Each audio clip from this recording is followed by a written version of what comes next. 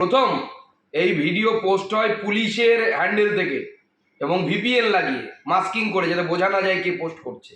তার তদন্ত চলছে। যে পুলিশ অফিসার এবং তার টিম এটা করেছে তারাও বাঁচবে না, তাদেরকেও আমরা জেলে পাঠানোর ব্যবস্থা। আজকে যে উলুবেড়িয়া থানার তরফ থেকে যে গর্হিত অপরাধ করা হয়েছে, যে সন্দেশখালীর মহিলারা যারা ভারতীয় জনতা পার্টির হয়ে ওখানে গিয়ে প্রচার করছিল, তাদেরকে থানা ডিটেন করেছে।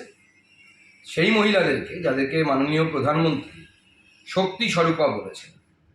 আজকে এই গণতান্ত্রিক পরিবেশ নিয়ে বড় বড় কথা তৃণমূল কংগ্রেস বলে।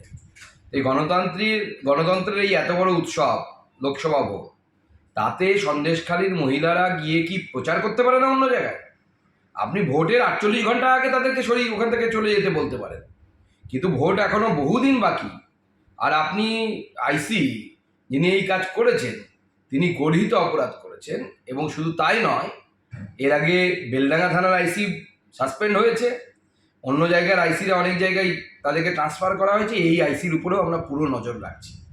এবং এই সন্দেশখালীর মহিলাদের এত ভয় কেন? সন্দেশখালীর মহিলারা যদি সত্যি কথাটা বলে দেয়, সেই জন্য কি ভয়? এবং সেটাই তো দেখা যাচ্ছে। এই যে একটি ভিডিও তৈরি করা হয়েছে, যেই ভিডিও আমাদের কাছে পুরো খবর চলে এসছে, যেই স্টিং অপারেশনটা একজন সাংবাদিককে সামনে রেখে পেছনে পুলিশের, মমতা ব্যানার্জির গোয়েন্দারা এই স্টিং অপারেশন করেছে, পুলিশ করিয়েছে। এবং প্রথম এই ভিডিও পোস্ট হয় পুলিশের হ্যান্ডেল থেকে এবং ভিপিএন লাগিয়ে মাস্কিং করে, যাতে বোঝা না যায় কে পোস্ট করছে। তার তদন্ত চলছে। যে পুলিশ অফিসার এবং তার টিম এটা করেছে তারাও বাঁচবে না, তাদেরকেও আমরা জেলে পাঠানোর ব্যবস্থা করব।